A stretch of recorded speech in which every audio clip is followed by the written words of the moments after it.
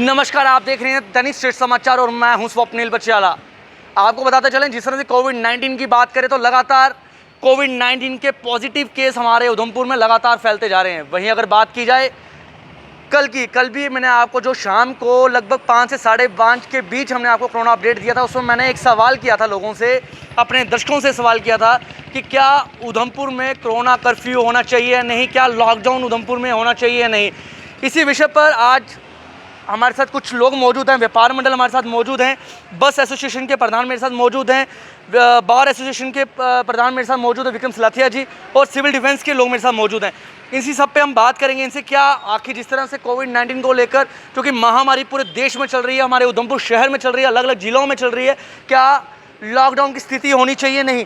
पहले हम करेंगे बस एसोसिएशन के प्रधान से बात। सर, पहले तो आपका दैनिक स्टेट समाचार में स्वागत है। Thank you. क्या कहना चाहेंगे जिस तरह से महामारी पूरे देश में, पूरे ज़िलों में चल रही है, अगर उधमपुर की बात की जाए तो उधमपुर में लगातार कोविड के जो केसेस हैं वो लगातार बढ़ते जा रहे हैं। क्या मानते हैं कि उधमपुर शहर में लॉकडाउन की स्थिति होनी चाहिए, क्या कोरोना कर्फ्यू जो है उधमपुर जिला आयुक्त को लगा देना चाहिए? सर, ये जो महामारी चल रही है तो बहुत दुखदायक है, बहुत ज़्यादा। अभी J&K में थोड़ी कम है, बाहर तो बहुत ज़्यादा हो रही है। इसकी वजह से कोरोना, ये अगर लॉकडाउन लगाते हैं तो बिल्कुल लॉकडाउन लग जाना चाहिए, मगर लॉकडाउन परमानेंट लगना चाहिए। अगर किसी भी दुकान पे ये खोलते हैं 2 घंटे के लिए, उस 2 घंटे में इतना रश पड़ जाता है, वही दुकान अगर 8 घंटे के लिए खुले उसमें रश नहीं पड़ेगा। वो देखो, लॉकडाउन अगर हो जाता है, या तो परमानेंट लॉकडाउन लगा दें, बिल्कुल ख़त्म कर दें। हमारी गाड़ियों का इन्होंने कर दिया 50% सवारी उठाओ और चलो, और किराया वही रखा। इसमें हमारी गाड़ियाँ तो नहीं चल सकती, 50% पे चल नहीं सकती। क्या जिस वक्त इन्होंने ये लागू किया है भाई सवारी 50% उठाओ, उस वक्त कोई ना कोई तो आखिर मीटिंग हुई होगी ना। जब इन्होंने ऑर्डर निकाला इन्होंने ये सोचना ये था भाई अगर हम 50% इनको सवारी दे रहे हैं, क्या किराया नहीं बढ़ा सकते थे? उस वक्त तो किराए की हमारी कोई बढ़ोतरी नहीं हुई, हमारी सवारियों का ऑर्डर हो गया 50% उठाओ। अभी 2 या 4 दिन में एक ऑर्डर निकला है मोबाइल पर, वो ऑर्डर बाद में पता चला हमें वो फेक ऑर्डर है। सर देखिए, मैं एक सवाल करना चाहूँगा, इस वक्त जिस तरह से महामारी चल रही है, क्या किराया चाहिए या लोगों की जान चाहिए? देखो, हमें सबसे पहले लोगों की जान चाहिए। हम गाड़ियां खड़ी कर देंगे, टोटल लॉकडाउन कर दें, उसमें हमें थोड़ा ये भी बोल दें कि बैंक वालों की तरफ से हमें थोड़ी सी मिल जाए, राहत मिल जाए। भाई जब गाड़ियां चलेंगी तब आप किस्तें पे करना, उसमें इंटरेस्ट का काम वो भी हम भरेंगे। अगर नहीं करेंगे ये तो हम पहले चाहते हैं लोग बचे रहें, दुनिया बची रहेगी, सब कुछ हो जाएगा। पैसा तो आना जाना है, दुनिया अगर हम बचेंगे तो पैसा आएगा, मर ही जाएंगे तो पैसा आएगा भी बाद में, वो किस काम का है। राइट। जिस तरह से आपको बताते चलें, लोगों की एक काफ़ी राय भी रही कि लॉकडाउन नहीं होना चाहिए। वो क्यों नहीं होना चाहिए? क्योंकि आगे जो है सीज़न जो है, शादियों का सीज़न है, दुकानें खुलनी चाहिए। क्योंकि जो लोगों ने सामान लाया है, सबसे पहले मैं ये बात करना चाहूँगा, सामान इस वक्त हमें नहीं चाहिए। इस वक्त हमें लोगों को जो है अपनी जान पसंद है। व्यापार मंडल के हमारे साथ प्रधान मौजूद हैं जितेंद्र वर्मानी जी। वर्मानी साहब, क्या कहना चाहेंगे जिस तरह से कोविड के केसेस लगातार उधमपुर में बढ़ रहे हैं? अगर बात की जाए सिर्फ उधमपुर की, तो पहली बार ऐसा ऐतिहासिक, अगर मैं मानूँ कि 1000 से ऊपर जो है आंकड़ा जो है वो कोरोना का पहुंच चुका है। क्या मानते हैं, क्या जिला आयुक्त उधमपुर को उधमपुर में कोरोना कर्फ्यू लगा देना चाहिए? देखिए स्वप्निल जी, जान है तो जहान है। अगर जान ही रहेगी तो हम लोग काम करेंगे। अगर पिछले साल 4 महीने लगातार मार्केट बंद रही, टोटली बंद रही, तभी भी हमारे दुकानदार भाइयों ने, हमारे व्यापारी भाइयों ने सब बर्दाश्त किया, और इवन कि अपनी तरफ से लगाकर लोगों की मदद की, और घर घर जाकर जहाँ भी जो चीज़ की ज़रूरत थी वहाँ पहुँचाई। और अब भी अगर केस दिन ब दिन बढ़ते जा रहे हैं, आपने परसों देखा कि 220 केस थे, कल 165 केस थे, केस तो दिन ब दिन बढ़ रहे हैं। तो ऐसे अगर मार्केट खुलती है तो उसका कोई फ़ायदा नहीं है। मार्केट खुलती है, लोग इकट्ठे हो जाते हैं, वहाँ जश्न हो जाती है, जिससे कि ये बीमारी फैलने का।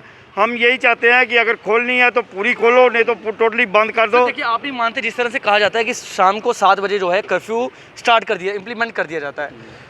शाम को तो चलो चेन तोड़ने के लिए जो है कर्फ्यू इम्प्लीमेंट किया जाता है, उसके बाद जो अगले दिन सुबह की अगर हम बात करें, दुकानें खोली जाती हैं, क्या जो चेन शाम की जो टूटी होती है, क्या वो वापस सेम हरकत जो हो जाती है सामने? स्वप्निल जी, वो रात को चेन टूटने का सोच, रात को सब लोग अपने अपने घरों में रहते हैं, तो कोई फ़ायदा नहीं है रात को कर्फ्यू का। अगर कर्फ्यू लगे तो दिन को लगे, टोटली लगे, उससे चैन टूटेगी, ना कि रात को कर्फ्यू लगा दिया, सुबह फिर वैसे ही चल गया, सुबह फिर भीड़ इकट्ठी हो गई, एक ही जगह पर 150 आदमी इकट्ठे हो गए, उससे तो कोरोना ख़त्म नहीं होगा। इसलिए टोटली कर्फ्यू लगना चाहिए। हम एडमिनिस्ट्रेशन के साथ हैं और साथ ही रहेंगे। लास्ट में आप लोग आपको देख रहे हैं, क्या उधमपुर व्यापार मंडल प्रशासन के साथ है अगर उधमपुर में कर्फ्यू जो है लगा दिया जाए?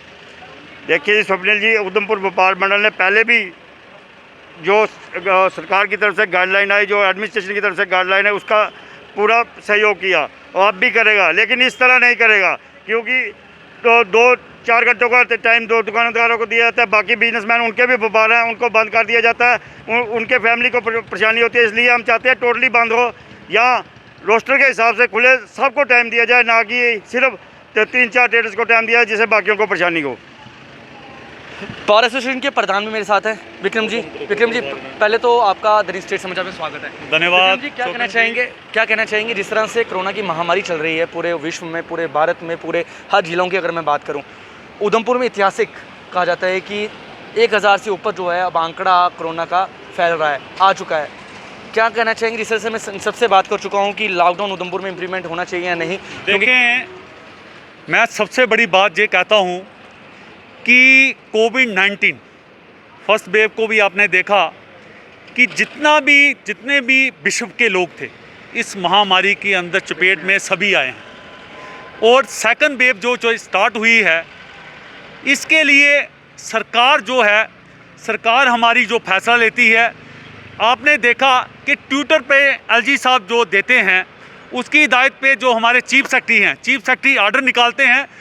चीफ सेक्रेटरी साहब का ऑर्डर कुछ और होता है, लेकिन जो डीएम का ऑर्डर है, डीएम के ऑर्डर के, क्योंकि वो अपने डिस्ट्रिक्ट के अंदर डिपेंड है कि अगर केसेस बढ़ते हैं क्योंकि ये संक्रमण जो है डे बाय डे बढ़ रहा है, तो तीसरी वेव की भी जो है लोगों को पहले ही उन्होंने अवेयर कर दिया है कि तीसरी वेव भी आने वाली है, तो इसके लिए आप तैयार रहें।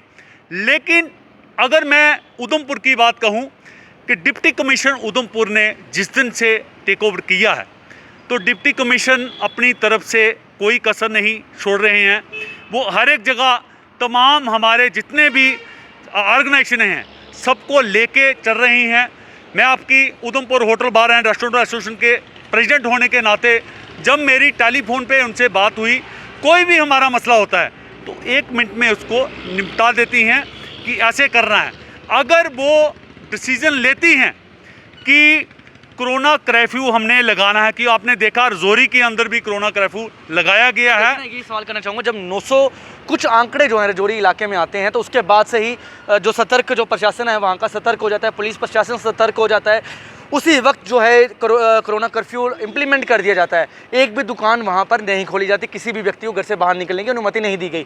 पर उधमपुर की अगर हम बात करें, 1000 से ऊपर का जो है आंकड़ा पहुँच चुका है, तो क्या मानते हैं क्या उधमपुर प्रशासन को भी और सतर्क नहीं होना चाहिए? स्वप्निल जी, मैं आपको कहूँ, डिस्ट्रिक्ट के अंदर हमारे एसएसपी जो हैं, एसएसपी मैडम हैं, पुलिस हो गया, हमारे डीआईजी भी यहाँ के लोकल हैं, और जितनी भी पुलिस का अमली जामा है, चाहे पुलिस डिपार्टमेंट हो चाहे सिविल एडमिनिस्ट्रेशन हो, तमाम जो ये मिलके, और ख़ासकर जो हमारे उधमपुर के लोग हैं मिलके, अगर डीएम फैसला लेती हैं कि कोरोना कर्फ्यू लगाना है, तो हम उनके साथ शाना बचाना इकट्ठे होंगे। आपको ये बता दें कि जो सबसे बड़ी बात है कि जान है तो जहान है, अगर बचेंगे नहीं तो कैसे चलेगा। तो अगर हिंदुस्तान को आगे बढ़ाना है, अगर हिंदुस्तान के प्रधानमंत्री भी अगर फैसला लेते हैं कि उन्होंने तो स्टेटों पे डाल दिया है कि स्टेट जो भी फैसला करेगी वही फैसला लेंगे, लेकिन अगर जहाँ की डीएम फैसला लेती है कि कोरोना कर्फ्यू लगाना है, तो हम डिप्टी कमिश्नर उधमपुर के साथ शाना बचाना खड़े होंगे, उनके फैसले का हम स्वागत करेंगे और उसको इम्प्लीमेंट भी करवाएंगे। जी धन्यवाद जी। संतोष जी, अगर मैं आपसे बात करना चाहूँ कि आप भी जो हैं लगातार लोगों को जागरूक किए जा रहे हैं, आप एक लाउड स्पीकर लेकर जो है लोगों को लगातार सुबह से शाम तक जागरूक करते हैं कि घरों में रहें, स्वस्थ रहें, सुरक्षित रहें, पर लोग कहीं ना कहीं अभी भी नहीं समझने को तैयार हो रहे, इसीलिए जो हैं कोरोना के आंकड़े जो हैं लगातार उधमपुर में बढ़ते जा रहे हैं। क्या संदेश देना चाहेंगे लोगों को आप? इसमें मैं ये कहना चाहूँगा, अब 1 साल से ऊपर हो गया कोरोना के साथ जंग जो है वो भारत लड़ रहा है, और इसमें मैं यही कहूँगा कि एडमिनिस्ट्रेशन की तरफ से जो भी गाइडलाइंस आती रही हैं आज तक, चाहे वो दिल्ली से आई, यूटी से आई या डिस्ट्रिक्ट लेवल से आई, हम मानते रहे हैं और आगे भी मानेंगे। लेकिन यहाँ में मैसेज ये देना चाहूँगा आम जनता, आम पब्लिक के लिए कि आइए एक नागरिक होने के नाते हम ये सोचें कि ये फैसला करें कि आज एक जंग लड़ने का मौका हमें मिला है, अपनी देशभक्ति, अपना जज्बा, अपना जोश दिखाने का मौका मिला है। ज़रूरी नहीं है कि एक सिपाही बंदूक लेकर हमारे सर पर खड़ा हो या एक आर्मी का जवान है हमारे सर पर खड़ा हो और वो कर्फ्यू इम्पोज करे, हमें मजबूर करे कि कर्फ्यू को आपने फॉलो करना है। आज वक्त वो है कि हम खुद फैसला करें, सेल्फ इम्पोज्ड कर्फ्यू, कि मुझे खुद पर अंकुश लगाना है, मुझे खुद पर कर्फ्यू लगाना है। मैं एक देश के लिए जंग लड़ रहा हूँ, मैं 135 करोड़ देशवासियों के लिए जंग लड़ रहा हूँ। मैं एक डिप्टी कमिश्नर या एलजी के लिए जंग नहीं लड़ रहा, मैं एक प्राइम मिनिस्टर के लिए जंग नहीं लड़ रहा हूँ, अपने परिवार, अपने देशवासियों के लिए जंग लड़ रहा हूँ। मैं ये कर्फ्यू मुझे खुद अपने आप पर लगाना है। मैं देशवासियों से मैं गुजारिश करूँगा, सेल्फ इम्पोज्ड अपने यहाँ पर खुद कर्फ्यू लगाइए। एक दुकान, 2 दुकान, 3 दुकानें खुलती हैं, वो फैसला डिस्ट्रिक्ट मजिस्ट्रेट लेंगी, वो उनको लेने दीजिए, वो उनका काम है। लेकिन हमारा काम ये है बिला ज़रूरत बाहर ना निकलें, मास्क पहने, 2 गज की दूरी रखें, टेस्टिंग करवाएं, इंजेक्शन लगवाएं। इन चीज़ों को हम फॉलो करते नहीं हैं। एडमिनिस्ट्रेशन के साथ एक कन्फेडरेशन का माहौल कि आप लगाएंगे मैं तोड़ूंगा, आप कर्फ्यू लगाएंगे मैं बाहर निकलूंगा, आप कर्फ्यू लगाएंगे मैं पास बनवा लूँगा, एक बहाना करूँगा दूसरा बहाना करूँगा। ये देशभक्ति नहीं है। 24 कैरेट सोने की तरह आज हमें प्रूव करने का मौका मिला है कि हम 24 कैरेट सोने की तरह भारतीय हैं और कर्म से भी भारतीय हैं। आज हम कुरुक्षेत्र में हैं, हमें साबित करना होगा, ये जंग हमें लड़नी है और कोरोना को हराना है। सभी देशवासियों से, सभी उधमपुर वासियों से मैं गुजारिश करता हूं कि SOPs को सख्ती के साथ पालन कीजिए। 7 दिन के अंदर ये कोरोना ख़त्म हो सकता है। जय हिंद। स्वप्निल जी, मैं आपके माध्यम से खासकर LG साहब से ये कहना चाहता हूँ और डिप्टी कमिश्नर उधमपुर को भी ये कहना चाहता हूँ कि वैक्सीनेशन को लेके वैक्सीन जो है इस वक्त बहुत ज़रूरी है। 18 से 45 तो जो अभी 20 तारीख को हमने सुना है कि 20 तारीख को यहाँ शुरू हो रही है, तो मैं आपके माध्यम से ये कहना चाहता हूँ कि जो कैंप हैं, ताकि डिस्ट्रिक्ट हॉस्पिटल पे लोड ना पड़े, तमाम वार्डों में ये कैंप होने चाहिए ताकि डिस्ट्रिक्ट हॉस्पिटल पे लोड ना पड़े। क्योंकि आपको पता है कि कोई भी अगर पॉजिटिव व्यक्ति वहाँ होता है तो उससे संक्रमण बढ़ सकता है। तो मैं आपके माध्यम से ये कहना चाहता हूँ कि जो 18 से लेके 45 साल तक जो वैक्सीन लगनी है, उसके हर एक कैंप जो हैं बाढ़ के अंदर होने चाहिए। कहीं ना कहीं हमने जब खबरें करते हैं, हमें कुछ ऐसा भी देखने को मिला है कि जब कहीं ना कहीं सैम्पलिंग का कैंप लगता है, जब कोई डॉक्टर्स हैं या जो कंपाउंडर्स हैं वहाँ पर जाते हैं, पैरामेडिकल स्टाफ जब जाता है PPE किट्स पहन कर कड़कती धूप में, कहीं ना कहीं लोग उनके साथ जो है एक कॉपरेट नहीं करते। लोग जो हैं घरों से बाहर नहीं आते सैम्पलिंग के लिए। क्या मानते हैं, क्या लोगों को किस तरह से आप जागरूक करेंगे, किस तरह से आप कहेंगे उन्हें कि जो है लोग जितने ज़्यादा लोग बाहर आएंगे ताकि अपना जो है लोग टेस्ट करवा सकें? देखें स्वप्निल जी, मैंने आपको यही बताया कि सैम्पलिंग के लिए भी जब भी एडमिनिस्ट्रेशन सैम्पलिंग के लिए करवाते, जो अब उन्होंने रोस्टर निकाला है, तो इसमें भी हमें बढ़ चढ़ कर हिस्सा लेना चाहिए ताकि हमें अपना पता चले कि हम पॉजिटिव हैं कि नेगेटिव हैं, हमें उसका भी पता चलना चाहिए। और सबसे बड़ी चीज़ जो है वैक्सीन जो है हर एक इंसान को लगनी चाहिए, क्योंकि जो संक्रमण है ये डे बाई डे बढ़ रहा है और आने वाली जो तीसरी वेव है ये बड़ी खतरनाक है। और इससे पहले कि जो वेव आने से पहले हर एक जो व्यक्ति है उसको वैक्सीन लगनी चाहिए। यही मैं आपके माध्यम से कहना। विवानी जी, एक सवाल है, एक लोग हमें काफ़ी मैसेजेस करते हैं, कमेंट्स करते हैं, काफ़ी हमें टेलीफोनिकली हमसे बात करते हैं। उनका ये कहना होता है कि दुकानें अगर जिला आयुक्त उधमपुर कहता है कि कर्फ्यू लगा दें, चाहे वो साल के लिए क्यों ना लगा दें, हमें कोई चिंता नहीं है, बस प्रशासन को ये चाहिए, सरकार को ये चाहिए कि जो बैंक्स की जो किस्तें हैं, दुकान के जो किराए हैं, वो डिले कर दिए जाएं या तो उन्हें बंद कर दिए, तो रिलीज जो है बंद कर दीजिए इस चीज़ को।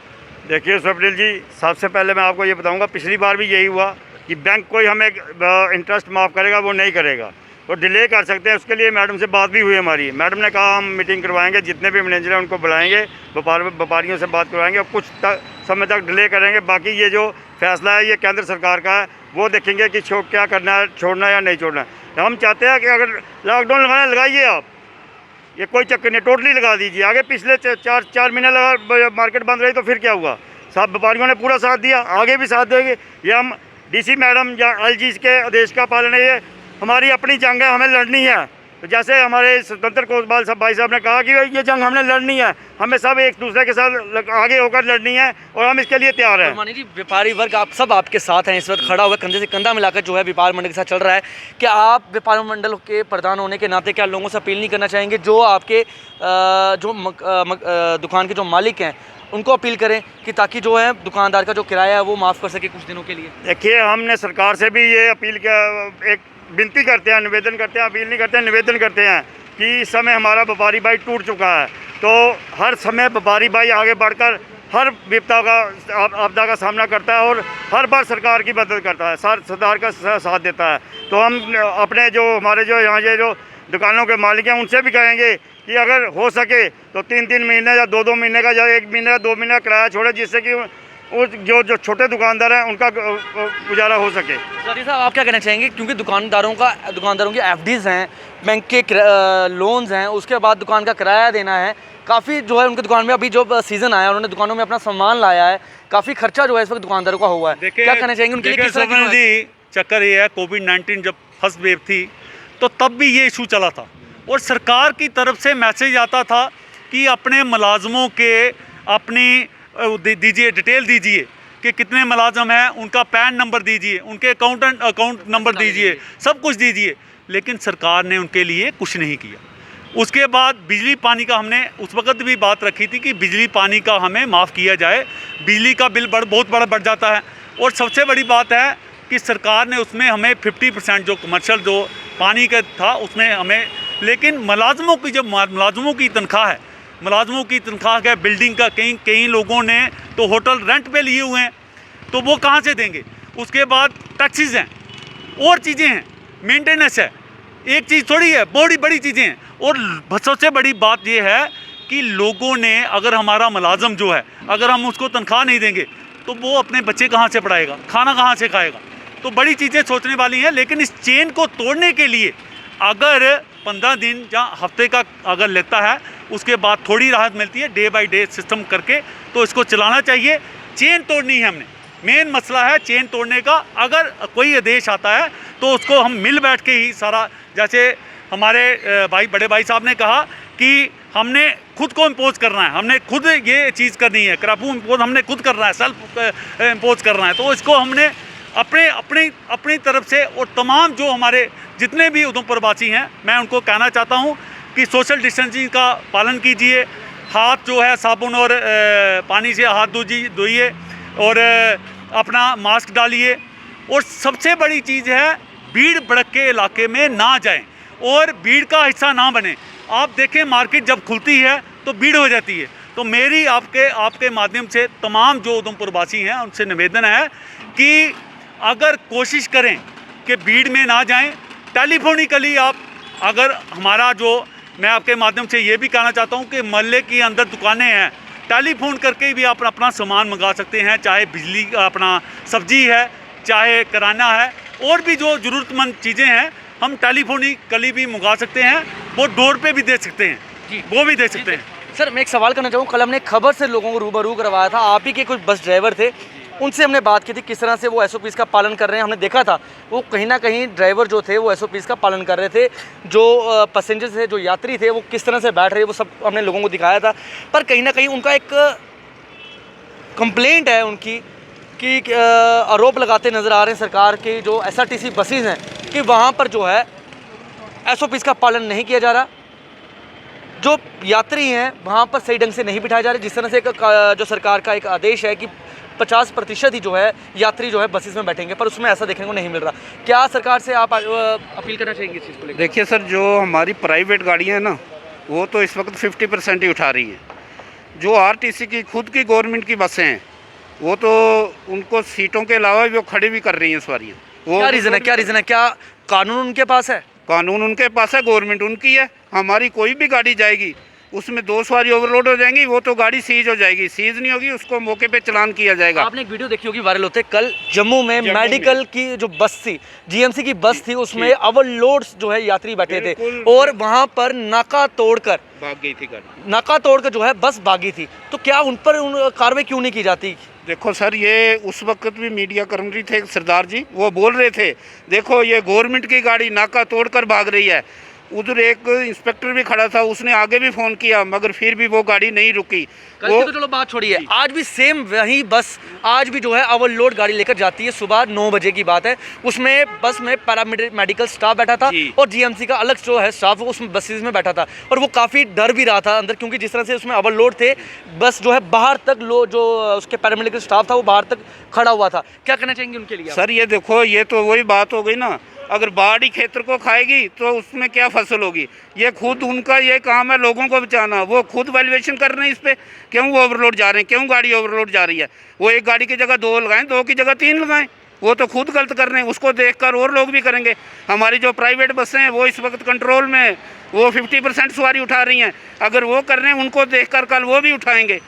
उसमें ये तो प्रशासन की सरासर गलती है। जी राहुल जी, आपसे एक सवाल करना चाहूँगा। काफ़ी कंप्लेंट्स हमें ये भी आ रही हैं कि दुकानें कुछ जो है जो रोस्टर वाइज जिस तरह से जिला आयुक्त द्वारा रोस्टर निकाला गया है कि एसेंशियल सर्विस को ही सिर्फ उधमपुर में अनुमति दी गई है, उसके बावजूद भी जो है कुछ दुकानें ऐसी हैं जो खोली जा रही है।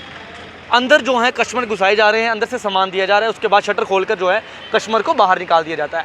तो क्या कहना चाहेंगे इस पर आप? इसमें तो हम उन दुकानदारों से अपील ही करना चाहेंगे कि कृपया करके ऐसी कोई भी चीज़ ना करें। इसमें कोई आपका पर्सनल बेनिफिट तो है नहीं। अगर आप शहर में देखें कि 90% जो दुकानें बंद है और आप 2-4 बंदे अगर अपनी दुकानें खोल के उनको सामान दे रहे हो, तो आप अपने पूरे जितने भी व्यापारी भाई हैं उनके साथ आप एक गद्दारी कर रहे हो। आपको शर्म आनी चाहिए कि इस माहौल में भी आप अपने दुकान को चोरी से सामान देके क्या फ़ायदा हो जाएगा। 2-3 दिन में कोई हमारा आप नहीं मानते 400 या 500 या 1000 रुपये के लिए दुकानदार को 10,000 रुपये का चालान जो है भरा जा सकता है? बिल्कुल, आप 500-1000 रुपये के लिए इतना नीचे गिर रहे हो, आपको शर्म आनी चाहिए। जिस हिसाब का रोस्टर है उसी हिसाब से दुकानें खोले। यहाँ हमारे साथ आइए, एजिटेशन कीजिए, हम प्रोटेस्ट करते हैं कि भाई सभी दुकानें खुलवाएं। वहाँ पे आके अपना जोश दिखाइए। अगर आपको कोरोना से बिल्कुल भी डर नहीं है तो आप वहाँ पे आइए, प्रोटेस्ट करते हैं कि भाई सभी दुकानें खुलाई जाएं। वो तो आप करोगे नहीं। चोरी छिपे जो आप सामान दे रहे हो बाकी दुकानदारों के साथ, ये मैं एक गद्दारी समझूंगा। जी धन्यवाद। जिस तरह से आपको बताते चले आज का जो हमारा कोरोना डिबेट था, और उसमें कहीं ना कहीं ये भी बताते चले हैं आपको, लगातार हम अपने चैनल के माध्यम से भी लोगों से लगातार अपील कर रहे हैं कि घरों में रहें, सुरक्षित रहें, सतर्क रहें अगर इस कोविड-19 जैसी बीमारी से लड़ना है। फिर भी कहीं ना कहीं हम बार बार लोगों की ये देखने को मिल रहा है कि लोग जो हैं एसओपीज का पालन नहीं कर रहे। बार बार हम लोगों से ये भी बात कर रहे हैं कि अगर जिला युक्त उधमपुर की बात करें तो लगातार वो लोगों को जागरूक करते नजर आ रहे हैं कि घरों में रहें, मास्क पहने, सैनिटाइजर का उपयोग करें, घरों में रहें, पर लोग जो हैं एसओपीज का पालन नहीं कर रहे। जिस तरह से इन लोगों ने बताया कि अगर दुकानों की अगर हम बात करें, जिस तरह से वो भी जो है एसओपीज का जो पालन नहीं करे, दुकानदार जो हैं विदाउट रोस्टर जो है अपनी अपनी दुकानें खोल रहे हैं, उनको हम यही कहना चाहेंगे 1000 या 2000 रुपये बटने से कोई फ़ायदा नहीं होगा। कल को अगर कोई कस्टमर आपकी दुकान में पॉजिटिव आता है तो वो आपको भी जो है पॉजिटिव कर सकता है। उसके बाद जब आप अपने घर जाएंगे, आप अपने बच्चों को और अपने परिवार को जो है पॉजिटिव कर सकते हैं, क्योंकि कोविड-19 का ख़तरा जो है इस वक्त उधमपुर में लगातार फैलता जा रहा है। इसलिए हम बार बार अपने चैनल के माध्यम से भी लोगों से यही अपील कर रहे हैं। मैं हाथ जोड़कर लोगों से यही अपील कर रहा हूं कि घरों में रहें, सुरक्षित रहें, सतर्क रहें। अगर किसी को ज़्यादा ही इमरजेंसी है तो ही अपने घरों से बाहर निकलें। इसी के साथ मुझे मेरे कैमरामैन अजय कुमार को दीजिए इजाज़त। नमस्कार।